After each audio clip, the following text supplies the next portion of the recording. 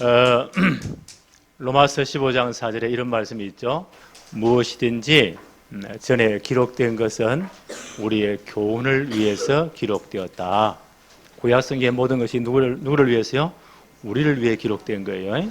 이스라엘 역사를 보는 것지만 우리를 위한 교훈으로 하나님이 기록했다.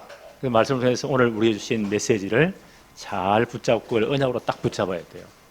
그 언약 붙잡고 기도하는 것이 응답된다고 했죠. 너희가 내 안에 내 말이 너희 안에 거하면 무엇이든지 원하는 대로 구하라. 그리하면 이룰 것이다. 그 말씀대로 붙잡아야 돼요. 예.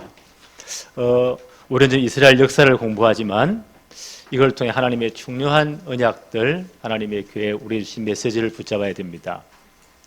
북이스라엘이 9번 왕조가 바뀌었다고 했죠. 바뀔 때마다 하나님 언약 떠난 그들 보세요. 큐빌이나 나는 숙청이 되고 왕조가 9번 바뀌고. 예.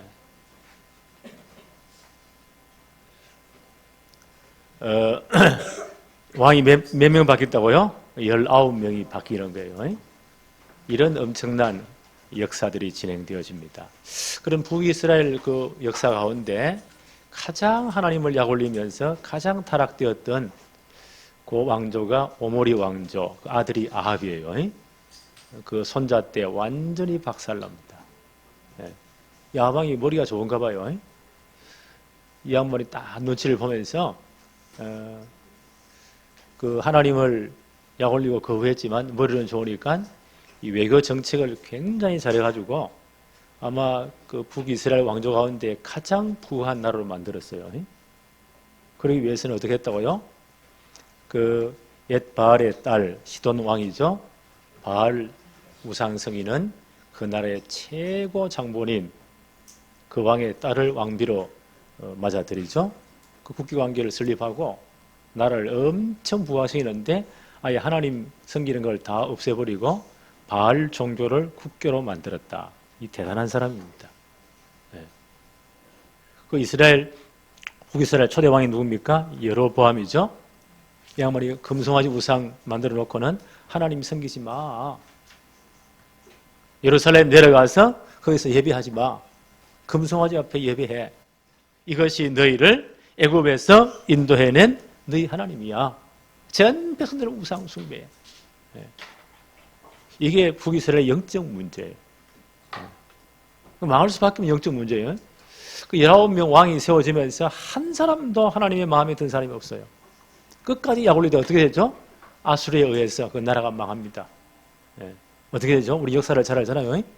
한 남자는 아수르에서 싹 다 잡혀가지고 전 세계에 노예상에 다 팔려버린 거예요. 끝까지 못 돌아와요. 이렇게 비참하게 많이 풀려. 이게 우리의 주신 교훈이에요. 하나님은 이 시대를 돌이키기 위해서 들어요. 진짜 하나님 앞으로 다윗 언약으로 돌이키기 위해서 그때 요 시대에 보낸 선지자가 엘리야와 엘리사예요. 최고의 선지자. 시대가 악하니까 최고의 선지자 엘리야와 엘리사를 보내십니다. 그들이 뭐 기적이 이렇게 불을 떨어뜨리고 그거는 그 다음이고 가장 중요한 사명이 뭐죠? 하나님의 말씀을 전달하는 겁니다. 이들의 사역이 하나님의 말씀을 저로 선포하고 말씀을 전달하는 거예요.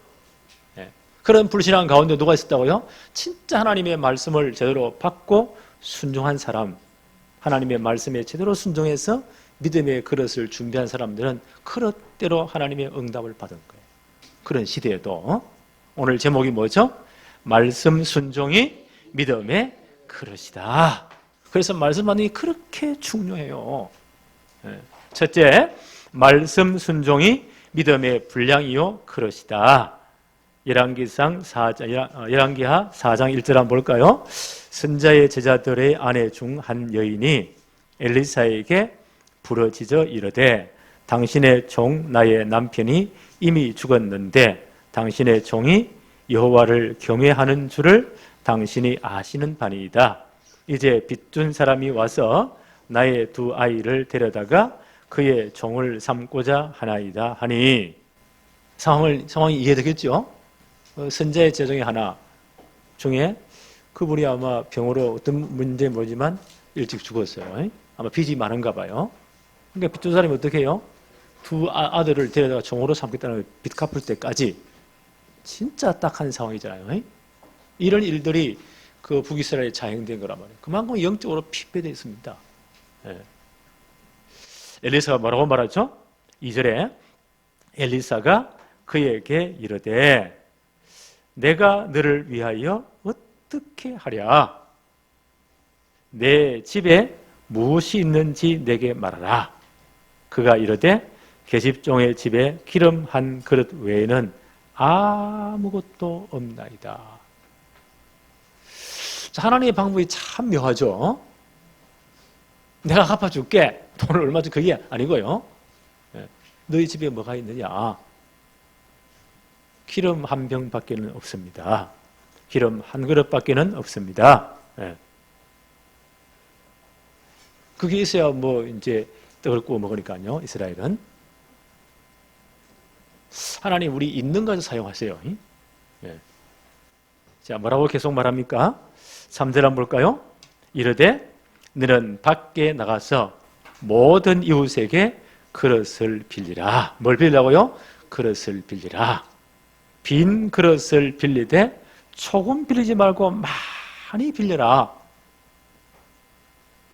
4절에 보니까 너는 내 두 아들과 함께 들어가서 문을 닫고 그 모든 그릇에 기름을 부어서 차는 대로 옮겨 놓으라 하니라. 아마 엘리사가 이 사건을 보고 진짜 기도했겠죠. 하나님의 사람 엘리사의 하나님 분명히 말씀하셨겠죠. 이런 답을 줘라. 그들은 밖에 나가가지고 이웃에게 빈 그릇을 많이 빌려와라. 문을 탁 닫고 두 아들에게 들어가서 그 기름을 부어라. 이런 답을 준 거예요. 여호와의 말씀을 준 겁니다. 주의 종이 말씀을 준 거예요. 근데 이 여인이 보세요. 그 말씀을 순종한 거예요. 빈 그릇을 많이 빌려오는 거예요. 저는 이거 보면서요. 아, 말씀 순종이 믿음의 분량이다. 이 양반은 어떻게 되죠? 그 말씀에 순종해서 이웃 돌아다니면서요. 있는 없는 그릇 싹 다 빌려와야 돼요. 빈 그릇을 엄청 빌려와요. 나는 그게 믿음의 분량이라고 생각해요. 그렇죠? 네. 우리가 이제 연초에 나눠줬죠. 1348. 2020년 우리 교회 표예요. 영생을 주시기로 작정된 자는 다 믿더라. 동그라미 3개 그려져 있죠. 10분 내에 우리 가족들이에요. 30분 내에 가장 친한 사람, 일주일에 한 서너 번 보는 사람, 그 다음 이제 1시간 내에 일주일에 한 번 보는 사람, 한 달에 두세 번 보는 사람, 주위에 있는 이웃들이에요. 진짜 기도하면서 내 마음에 부딪히는 걸 적어보세요. 그 말씀 순종이 믿음의 분량이랄까요. 한번 다 채워보세요. 기도하면 계속 많아질 거예요. 그리고 한 명 한 명 놓고 진짜 한번 기도해보세요. 하나님 어떻게 역사하시는가. 오늘 엘리사가 뭐라고 말해요? 하나님의 말씀을 듣고 빈 그릇 많이 준비해라. 그럼 이 여인은 눈치를 채야 되겠죠? 진짜 하나님 눈이 믿는다면 있는 건 다 빌려와야 돼요. 계속 말씀 볼까요? 5절에 보니까 여인이 물러가서 그의 두 아들과 함께 문을 닫은 후에 그들은 그릇을 그에게로 가져오고 그는 부었더니 두 아들은 이제 그릇을 가져오고 여인은 기름을 붓는 거예요. 6절 그릇이 다 찬지라. 여인이 아들에게 이르되 또 그릇을 내게로 가져오라 하니 아들이 이르되 다른 그릇이 없나이다 하니 어떻게 되었다고요? 기름이 곧 그쳤더라. 자, 이때 이 양반이 얼마나 서운했을까요? 이때 좀 깨달았겠죠? 더 많이 빌려올 걸.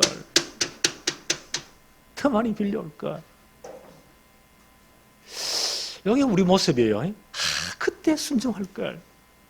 그때 하나님 앞에 진짜 순종할 걸. 그때 이렇게 할 걸.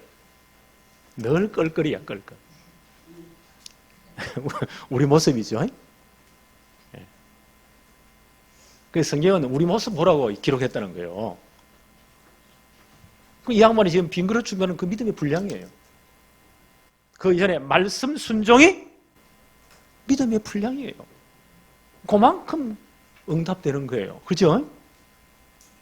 이 목사님 늘 이해가 들죠?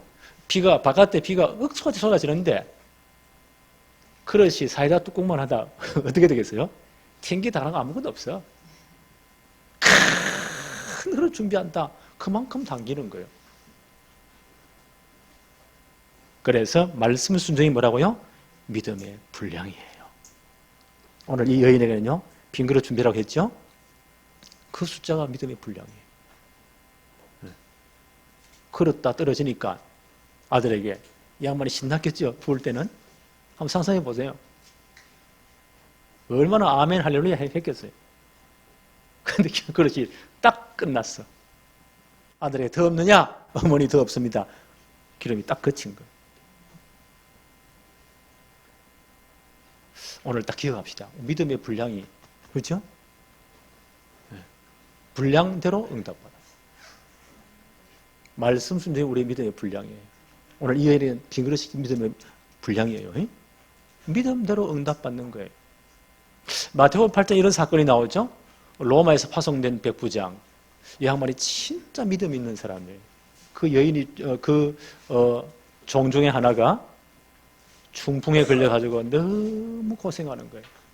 막 이 종이 신실한 종인가 봐요. 너무 마음이 안타까워서 이 양반이 예수님께 직접 나왔어요. 내 하인이 이렇게 고통을 당합니다. 고쳐주십시오. 예수님이 너무 기특해서 이방인이 그렇게 나왔으니까 내가 직접 가서 고쳐주겠다 그랬잖아요. 근데 이 양반이 뭐라고 합니까? 나도 내 수중에 부하가 있어서 말만 하면, 명령만 내리면 가라면 가고 오라면 옵니다. 그 주님이 바쁘신 분이 오실 필요가 없습니다. 말씀만 하옵소서. 예수님 그 말 듣고 너무 기분이 좋은 거예요. 뭐라고 말씀하셨어요? 내가 이스라엘 중에 이만한 믿음을 보지 못했다. 이스라엘 전체 돌아다니 봐도 이만한 믿음을 보지 못했다. 마태복음 8장 13절, 예수께서 백부장에게 이르시되 가라, 내 믿음대로 될지어다 하시니 그 즉시 하인이 나았다. 그 믿음대로 응답받는 거예요. 올해 이제 믿음의 큰 그릇 준비합시다. 그게 뭐라고요? 말씀의 순종이에요. 이해하셨죠? 예. 계속 말씀 한번 볼까요? 열왕기하 4장 7절. 이제 기름이 다 찼어요. 7절, 그 여인이 하나님의 사람에게 나아가서 말하니 그가 이르되 너는 가서 기름을 팔아 빚을 갚고, 빚 다 갚았어요. 그 다음 보세요. 남은 거 있겠죠? 남은 것으로 너와 내 두 아들이 생활하라 하였더라. 믿음의 분량대로 누리는 거예요. 만약 이 여인이 더 많은 빈 그릇을 준비했다면 빚 갚고 남는 게 훨씬 더 많았겠지요. 이 축복 받으시기 바랍니다. 두 번째, 오늘 이 본문에 보니까 정말 하나님의 사람 엘리사의 보호자와 동력자들이 나와요. 보호자와 동력자가 나와요. 8절에 보니까요, 하루는 엘리사가 수넴에 이르렀더니 거기 한 귀한 여인이, 아마 집이 부유한가 봐요. 부유한 여자분이 그를 간곤하여 음식을 먹게 하였으므로 엘리사가 그곳을 지날 때마다 음식을 먹으러 거리로 들어갔다. 이런 귀한 분이 있었어요. 이런 분이 보호자예요. 주의 종의 보호자. 로마 11장에 나오죠? 보호자 같은 이런 분들이에요. 9절 한번 볼까요? 여인이 그의 남편에게 이르되 항상 우리를 지나가는 이 사람은 하나님의 거룩한 사람인 줄 내가 압니다. 여인은 깨달은 거예요. 하나님의 거룩한 사람, 하나님의 말씀을 선포하는 사람, 하나님의 종, 주의 종입니다. 10절 한번 볼까요? 남편이 이렇게 말을 해요. 청하건대 우리가 그를 위하여 작은 방을 담위에 만들고 침상과 책상과 의자와 촛대를 두사이다.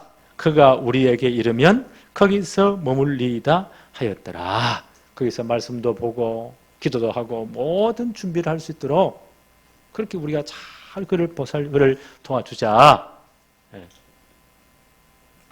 이분은 보세요. 엘리사를 하나님의 사람으로 인정하는 거예요. 하나님의 사람의 가장 중요한 사명이 뭐죠? 말씀을 선포하는 거예요. 이 하나님의 사람을 받아들이는 것은 하나님의 말씀을 받아들이는 거예요. 이건 굉장히 귀한 거예요. 예. 마태복음 10장 40절 42절에 주님 뭐라고 말씀하셨죠?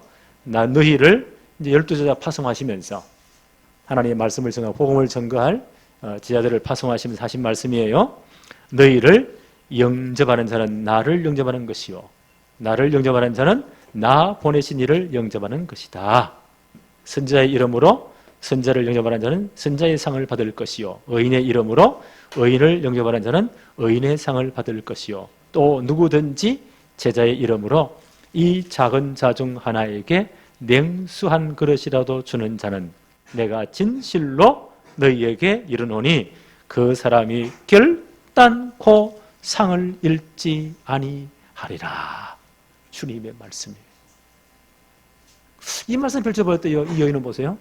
정말 이 엘리사를 누구를요? 하나님의 종으로 말씀을 선포하는 주의 종으로 인정하고 받아들인 거예요. 이건 주님을 영접하는 거예요. 주님 말씀에 따르면 나를 하나님을 영접하는 것이다. 이 엄청난 축복이에요. 그러니까 이 여인의 이 행동이 너무 참 헌신이 좀 마음에 드니까 엘리사가 물어보잖아요. 혹시 네 소원이 뭐냐? 정말 네가 하고 싶은 일이 뭐냐? 그런데 이 양반이 기가 막힌 말을 해요. 13절 한번 볼까요? 엘리사가 자기 사환에게 이르되 너는 그에게 이르라 내가 이같이 우리를 위하여 세심한 배려를 하는도다. 우리 성경 읽을 때 눈을 크게 떠요. 다 하나하나 봐야 돼요. 말씀이 잘 안 들으면 손가락 따가지고 쭉 꺼가면서 한번 보세요. 그러면 더 확실히 보여요. 네. 이렇게 독서하는 우리 렘 기억하세요. 이렇게 책을 읽어야 돼요. 네. 그냥 휙 보는 게 아니고. 네. 그러니까 뭐 게임이라든지 이런 드라마나 이런 거 너무 많이 바쁘니 휙휙휙 막 지나가는 거예요. 그럼 이걸요 자세한 걸 놓쳐요. 코로나19는 공부를 못해요. 민호 알겠지? 네. 그러니까 성경 때는 딱 손가락 끄 하면서 이렇게 그럼 이런 게 이런 글자가 보여요. 세심한 배려를 하는도다. 아마 이 부부가 보니까요 주의 종을 위해서 세심한 배를 진짜 말씀과 기도에 전무하도록 이런 배려를 했는가 봐요. 이렇게 하는도다. 내가 너를 위하여 무엇을 하랴? 왕에게나 상관에게 무슨 구할 것이 있느냐 하니 여인이 이르되 나는 내 백성 중에 거주하나이다. 이 말은 삥둘러 한 말이에요. 나는 이 백성 중에 살면서 만족하게 삽니다. 나는 아무 소원이 없고 동기가 없습니다. 그 말이에요. 아무 동기 없이 복음 때문에 됐죠? 하나님의 이 말씀 사역 때문에 내가 헌신한 거지 아무 동기가 없습니다. 참 이런 사람 힘들잖아요. 나는 이런 신앙인들이 우리 교회 꽉 찼으면 좋겠어요. 네. 그 이제 목사님 저는 이제 목사들을 목사님을 많이 만나잖아요. 두 분류예요. 만나면 우리 교회 장로님은 이렇게 복음을 위해서 렘넌트들 우리 권사님들 우리 교회 직분자들은 이렇게 헌신하고 참 내가 진짜 복된 목회를 한다고. 이런 분은 좀 작아요. 반면 이래 예미이고 저렇게 예미이고 이런 분이 조금 더 많은 것 같아. 우리 교회는 어디 속할까요?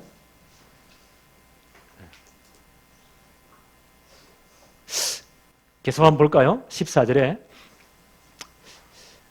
엘리사가 이르되 그러면 그를 위하여 무엇을 하여야 할까? 아무 동기가 없다니까. 그때 게하시 엘리사의 종이죠. 게하시가 대답하되 참으로 이 여인은 아들이 없고 그 남편은 늙은나이다. 이스라엘 가문의 이 부잣집이 부유한 집이 아들이 없다. 그 모든 기업을 물려줄 자식이 없다. 이건 하나님이 저주로 여겼어요. 옛날 이스라엘은 그랬어요. 아들 낳기를 그렇게 소원한 거예요. 이런 문제가 있다는 것을 게하시가 알려줍니다. 16절 한번 볼까요? 엘리사가 이르되 한 해가 지나 이맘때쯤에 내가 아들을 안으리라. 아마 엘리사가 많이 기도했겠죠? 하나님이 계획 알려주는 겁니다. 이맘때 네가 아들을 안을 것이다. 그러니까 여인이 말하기를 아유 그런 일이 어떻게 가능합니까? 네. 17절 한번 볼까요? 여인이 과연 잉태하여 한 해가 지나 이때쯤에 엘리사가 여인에게 말한 대로 아들을 낳았더라. 이런 축복을 받게 되는 거예요. 하나님의 말씀이 그대로 성취되었잖아요. 그 말씀 받는 게 그렇게 중요해요. 네. 그런데 이제 문제가 생긴 거예요. 이 아들이 한참 재롱을 떨면서 이렇게 나와서 얼마나 귀엽겠어요. 네. 여러분 이제 걸음을 걷고 막 이렇게 할 때쯤 됐는데 추수하는데 아버지를 따라갔다가 갑자기 머리가 아파가지고 아마 열병인지 무슨 전염병인지 모르겠어요. 이래 왔다가 펄펄 끓는 거예요, 머리가. 이래 엄마에게 빨리 데리고 가라. 그래서 엄마 품속에서 이 아이가 죽어버렸어요. 자, 이런 일이 생겼단 말이에요. 우리 같으면 난리가 나겠죠. 근데 이 여인의 행동을 한번 보세요. 21절. 그의 어머니가 올라가서 아들을 하나님의 사람의 침상 위에 두고 문을 닫고 나왔어. 아무도 알리지 않는 거예요. 22절. 그 남편을 불러 이르되 막 울면서 막 뜨던 것이 아니고 불러 이르되 청하건대 사환 한 명과 나귀 한 마리를 내게로 보내소서. 내가 하나님의 사람에게 달려갔다가 돌아오리이다. 이 사실을 진짜 알리고 기도부터 하기 위해서. 남편이 알리면 난리가 나겠죠. 남편 신앙이 별로 없는가 봐. 그러니까 하나님의 사람에게 급히 갔다 올 일이 있습니다. 하나님의 사람이 기도가 필요하니까. 그래서 급히 달려가는 거예요. 30절 한번 볼까요? 그래서 이제 하나님의 사람을 만났어요. 이분이 이렇게 부탁합니다. 30절. 아이의 어머니가 이르되 여호와께서 살아계심과 당신의 영혼이 살아계심을 두고 맹세하노니 내가 당신을 떠나지 아니하리이다. 엘리사가 이에 일어나 여인을 따라가니라. 당신이 오셔서 진짜 이 문제를 기도해 주세요. 하나님이 역사하시도록 기도해 주세요. 그 말이에요. 그 말은 이 가정 전체 운명 공동체가 되었다는 거예요. 그렇지요? 하나님의 종과 이 가정이 운명 공동체가 되었다. 그러니까 함께 맞아오셔서 이 아이를 보고 진짜 기도해 주세요. 하나님이 답을 줄 때까지. 나는 이게 동력자라고 봐요. 그래, 진짜 하나님의 복을 받고 있어서 하나님 역사를 진짜 체험 없습니까? 미주알, 고주알, 목사에 다 말해주세요. 이거 기도해 주세요. 이거 진짜 기도해 주세요. 하나님 역사하시도록. 요즘 뭐 문자니 카톡이 얼마나 많아요.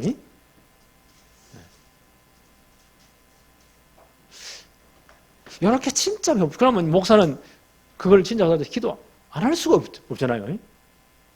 하나님 역사해 주세요. 아마 이 애는 이걸 아는 것 같아요. 남편이 귀한 자식이 죽었다 남편이 알면 난리가 날 거예요. 그러니까 알리지 않고 조용히 진짜 지혜롭잖아요. 하나님의 종을 찾아가는 거예요. 당신이 직접 오셔서 정말 기도해 주세요. 하나님이 역사하시도록. 그 주의 종을 동력자로 삼으세요. 어떤 일이 일어나는가? 자, 이런 분이 진짜 귀해요. 자기 참다 멋대로라.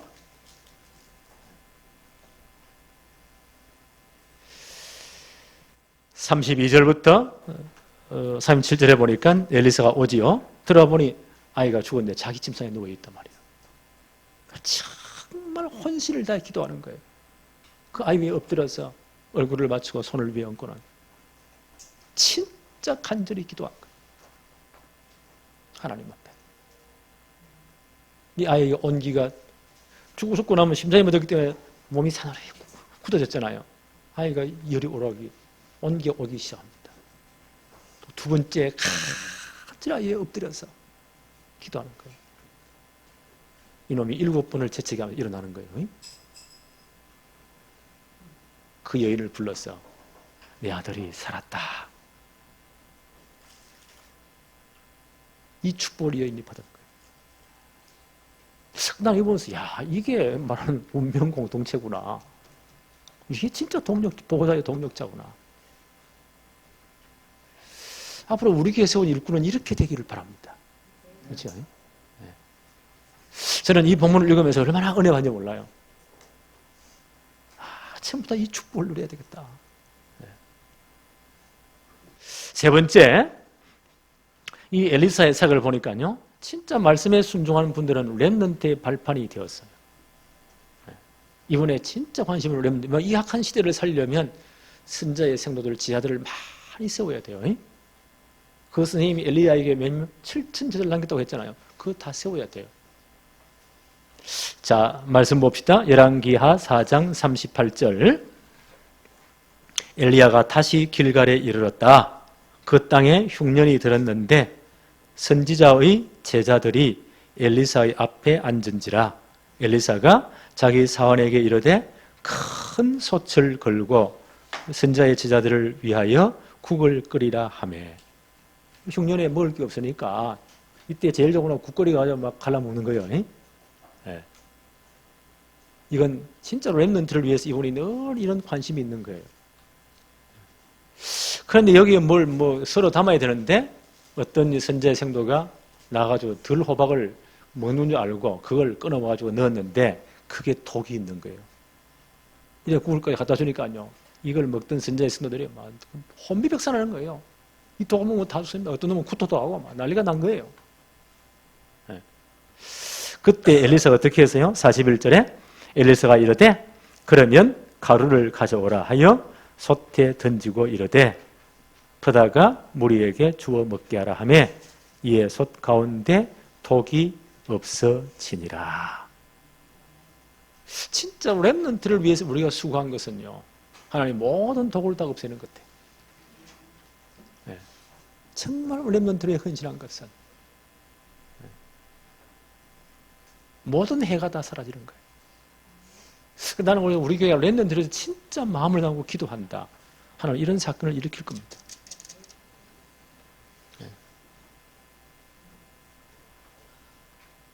42절에 또 한번 볼까? 어떤 사람이 와요?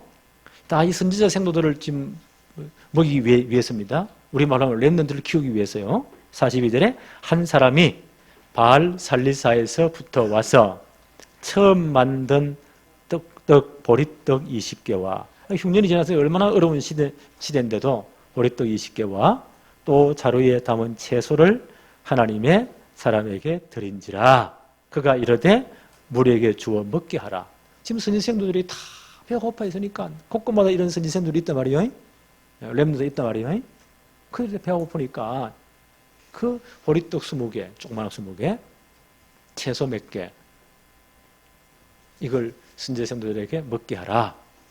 그리고 게하시가 뭐라고 말해요? 사환이 43절에 그 사환이 이르되 내가 어찌 이것을 100명에게, 아마 이 100명이 모인 선지생들의 이런 모임인가 봐요. 이들이 다 배가 고파가지고 이렇게 거덕이 있으니까, 곤비에 있으니까 이들에게 나누어 줘라. 이것을 100명에게 주겠나이까? 하나, 그거 가지고 100명이 어떻게 먹겠어요? 엘리사가 뭐라고 말하죠? 여호와의 말씀이 그들에게 먹고 남으리라고 했다. 엘리사는 또 이르되 무리에게 주어 먹게 하라. 여호와의 말씀이 그들이 먹고 나으리라 분명히 내게 말씀하셨다, 응답하셨다는 거예요. 그래서 이 사환이 게하시가 하나님 말씀에 순종하는 거예요. 이것도 믿음의 그릇이에요. 44절 그가 그들 앞에 주었더니 여호와께서 말씀하신 대로 먹고 남았더라. 여러분 밑줄을 쳐야 돼요. 말씀하신 대로 먹고도 남았더라. 말씀에 순종한 대로, 믿음의 그릇대로, 믿음의 분량대로 성취가 되었다. 왜 그렇습니까? 렘넌트가 너무 중요하기 때문에. 이런 악한 시대를 건지려면요, 제대로 이제 하나님의 말씀을 제대로 전가할 이런 선지생들이 필요하고 렘넌트가 필요해요. 진짜 이들을 제대로 키워야 돼요. 이런 흉년이든 이런 어려운 시대에도 보세요. 여기 하나님 역사하신 거예요. 크게 말씀을 순종했는데 말씀대로 성취되었다. 하나님의 방법이 렘넌트입니다. 우리 잘 기다려야 돼요. 하나님 관심이 여기에 있습니다. 이사야 선지자는 남유다가 망하기 전에 주신 말씀이에요. 바벨론에 다 포로로 끌려가기 전에 70년 포로 얼마나 고통 당합니까? 그 전에 주신 말씀이에요. 거기서 그 포로에서 회복되는 길이 하나밖에 없다.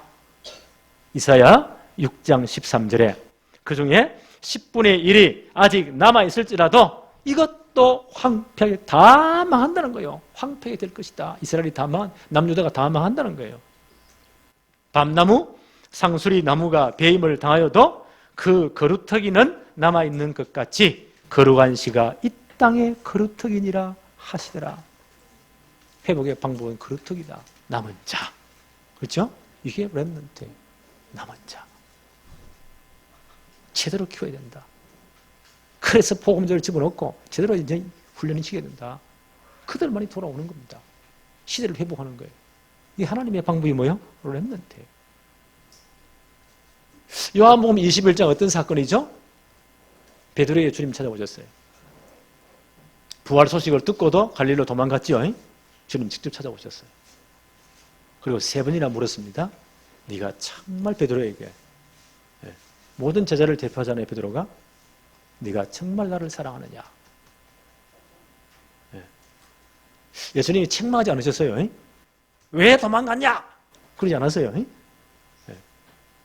예수님 십자가에 못 박히기 전에 베드로가 혼장담했잖아요.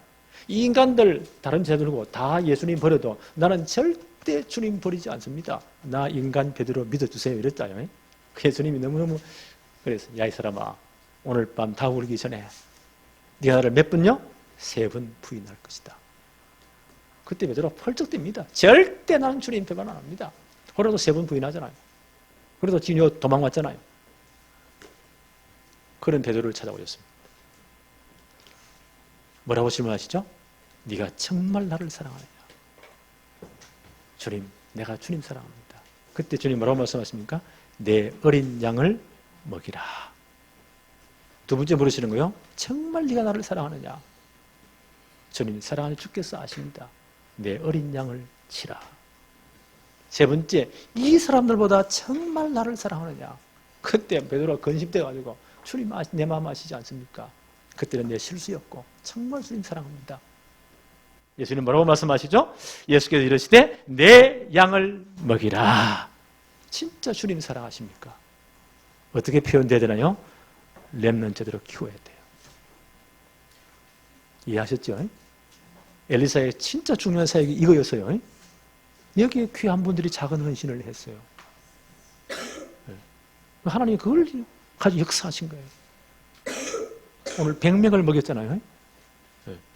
나 이거 보면서 하나님 정말 이런 렘들 우리가 제대로 키울 수 있도록 시대에 움직일 100명의 렘넌트를 제대로 딱 세울 수 있도록 그럼 세상을 뒤집는 거예요. 우리는 바울 사도의 사역을 잘 알죠? 1차, 2차, 3차 이분이 가는 곳마다 어디를 찾아갑니까? 유대인 회당을 찾아들어가요. 그냥 디아스포라 된 유대인 회당들을. 그게 누가 있다고요? 유대인 렘넌트가 있는 거예요. 유대교로 개종한 이방인들 렘넌트 있는 거예요. 그들의 정확한 복음전에서 일꾼으로 세우는 겁니다. 여기에 딱 생을 걸었습니다. 그래서 하나님이 바울 사역을 그렇게 축복하신 거예요. 그렇죠? 하나님의 방법은 렘넌트. 우리 교회의 큰 주제가 뭐죠? 렘넌트 성공시대를 만들자. 저는 요즘 이제 이 4차 산업 어마어마한 지식이 아예 폭증을 합니다. 폭발한 시대예요. 정보가 엄청 많아요. 그걸 크라우드는 영어로 구름이죠. 엄청난 양의 정보를 보관하면서요. 이걸 공급하는 거예요. 요즘 보니까 막 5G 빛의 속도로 정보가 전달돼요. 이런 시대예요. 그러니까 어마어마한 정보와 지식을 가지고 인공지능 AI라고 하죠. 이걸 만들어 이게 전부 다 아는 시대가 온다. 이미 그런 시대에 왔어요. 이야, 이런 때가 되면 이걸 지금 흑암 단체나 이런 사람들이 딱 장악하고요. 어마어마한 흑암 문화를 가지고 전 세계를 장악할 시대가 온다. 그때 어떡하겠냐 이죠. 이미 구글이 보세요. 아마존이 보세요. 그런 시대가 갈아놓고는. 이야, 이런 시대가 오는구나. 이 시대를 위해 어떻게 준비했냐? 오늘 렘넌트를 제대로 따니 AI의 기기가 거기에 부속품이 되지 않도록 그걸 지배한 사람으로 만들어야 돼요. 지금 그 문화에 다 지배되어 있어요. 제가 잘 아이들 보거든요. 신호등 건너는데 얼마나 위험해요. 불도 안 봐. 난 차를 세워야 돼. 빨간불이 바뀌어도요. 이거 보고 이렇게 가고 있어요. 24시 이거요. 그게 뭐요? 지배되어 있는 거예요. 그거 잡혀 있는 거예요. 어떤 놈은 24시 이상한 음악 듣는 거예요. 24시 잡혀 있는 거예요. 심각한 문제입니다. 요즘 젊은 엄마들 보니까요. 아이들 막 귀찮게 하니까 아이패드나 스마트폰 줘가지고 게임이나 별의별 게 다 나오잖아요. 아예 한 살도 채 안 된 놈이 이거 가지고 24시 하고 있어요. 어떻게 되겠죠? 걔는요. 공감 능력, 사람을 이해해주는 능력이 전혀 없는 거예요. 그런 놈 한 놈 봤거든요. 우리 교회 지난번에 왔어요. 밥 먹는데 조금 자기에게 그거 친다. 다 덮어버려요. 전혀 소통이 안 되는 거예요. 이런 인간들이 이제 모였다고 칩시다, 앞으로. 어떻게 되겠죠? 심각한 영적 문제입니다. 네. 그걸 이기려면 어떻게 되느냐? 진짜 우리 아이들 집중을 바꿔줘야 돼요. 지금 처음에 전 세계 이 IT 분야 AI를 장악하는 실리콘밸리라고 있죠, 미국에. 거기에 최고의 엘리트들의 자녀들은요, 스마트폰 안 줘요. 유치원에서. 누가 가가지고는 스마트폰 주면서 자기 할아버지들이 다 개발한 거잖아요. 해보라고 이걸 작동을 못 시키더래요. 왜요? 어릴 때요. 차단하는 겁니다. 정말 사람을 제대로 이해하고 공감하도록. 하나님 주신 지혜를 제대로 개발할 수 있도록.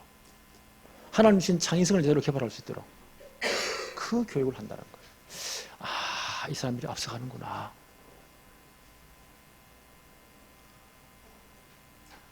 우리는 하나님의 형상이잖아요. 그렇죠? 하나님의 피조물이에요. 하나님이 지혜의 근본이세요. 하나님이 모든 지식의 근본이세요. 하나님이 창조의 근본이세요. 그게 없으면요, 앞으로 이 AI 시대를 절대 못 이긴대요. 그 종이 다 된대요. 그래서 예배에 집중해야 돼요.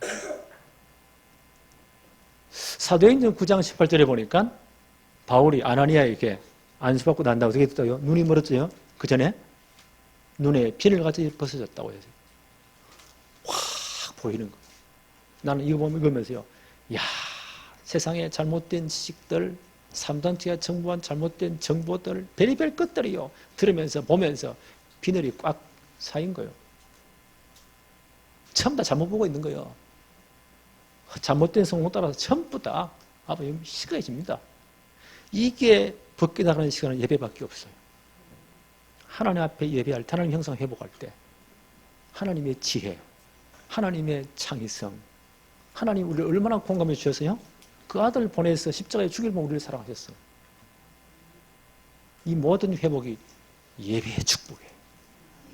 이해하시겠어요? 그 예배에 집중해야 돼요. 말씀에 진짜 집중해야 돼요. 왜 성경 읽을 때 손에 따라서 이렇게 읽어보라 합니까? 이때 집중이 되는 거예요. 이해하시겠습니까? 앞에다가 맨날 게임만 놓으면 절대 이거 못해요. 집중을 한 번도 못합니다. 아이들이 처음 다 그렇게 딱 돼 있습니다.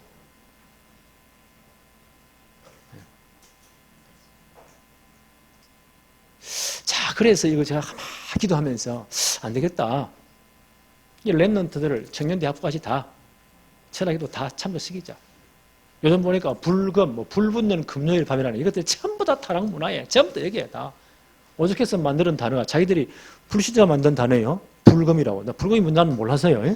물어보니까 불 붙는 불타는 금요일 밤이래. 막 묻고 놀자 이거야. 이렇게 전부 다 문화가 다 그렇게 가는 겁니다. 우리 거꾸로 가야 돼요. 그래서 이 철학에도 다 참석해. 찬양하고, 그렇죠? 이 찬양대가 굉장히 중요해요. 오늘 잔소리가 많네요. 찬양대가 굉장히 중요해요. 왜냐하면 아이들이 자랄 때 전부 다 세상 음악, 이상한 음악, 랩 같은 거 희한한 거 그것만 늘 보고 듣잖아요. 다 파괴돼요. 영성이 다 파괴돼요. 교회에서만 사부로 하는 찬양을 들을 수가 있어요. 음악을. 그래야 우리 하나님의 형상이잖아요. 하나님 예배할 때든 그래야 우리 인생이나 모든 게 회복되는 거예요. 찬양이 그만큼 중요한 거예요. 앞으로 찬양 진짜 생명으로 찬양하세요. 그때 영성이 회복되는 거예요. 그래서 사단은요, 예배를 못 드리게 합니다. 사단의 마지막 시험이 뭐죠? 경배대상 바꾸어. 예배 드리지 마. 이게 지금 전 세계로 좀 퍼지고 있습니다. 그래서 안 되겠다. 다 끌어모아라. 우리는 진짜 예배하고 하나님 말씀 듣고 찬양하자. 그리고 진짜 기도하자. 이때 다 회복되는 겁니다.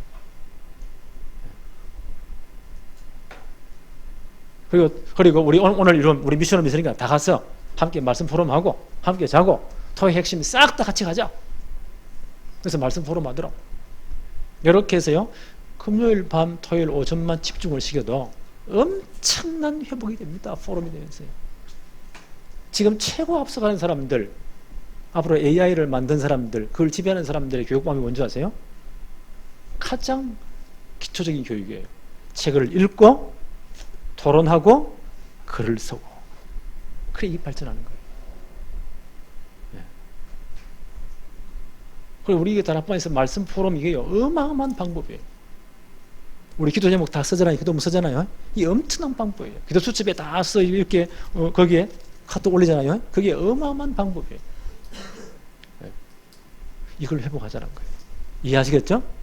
그래서 나는 세상이 가장 타락한 그 시간, 우리 렘넌트와 미청년들은 진짜 금요일 하루 말이야, 토요일 오전이라도 진짜 말씀의 예배에 오랜 집중시키자. 이 시대를 이기는 길입니다. 이해하시겠어요? 제가 많은 책을 저를 보고 지금 하는 말이에요. 안타까워서 하는 말이에요. 결론 내립니다. 말씀 순종이 믿음의 그릇입니다. 그렇죠? 네. 말씀 순종이 믿음의 그릇입니다. 렘넌트가 하나님의 방법. 그렇죠? 여기 보니 생각을 딱 그려야 됩니다. 올해 이 축복이 정말로 누려지기를 바랍니다. 하나님 아버지 감사합니다. 오늘도 복된 주의 날을 허락하시며 예배의 축복을 정말 누리게 하심을 감사합니다. 세상에 잘못된 모든 인생관, 세계관들이 그 비늘이 벗어지는 날 되게 하옵시며 하나님 앞에 깨끗한 영적 맑은 상태가 되도록 하나님이 역사하여 주옵소서. 그래서 정말 세상을 바라보게 하옵시고 모든 세상 문제를 이길 수 있도록 하나님이 역사하여 주옵소서. 앞으로 렘넌트 성공시대를 반드시 만들 수 있도록 우리가 여기에 진짜 올인하며 집중할 수 있도록 발판될 수 있도록 우리 교회를 축복해 주옵소서. 말씀 순종의 믿음의 그릇 제대로 준비하도록 축복해 주옵소서. 예수님의 이름으로 기도합니다. 아멘.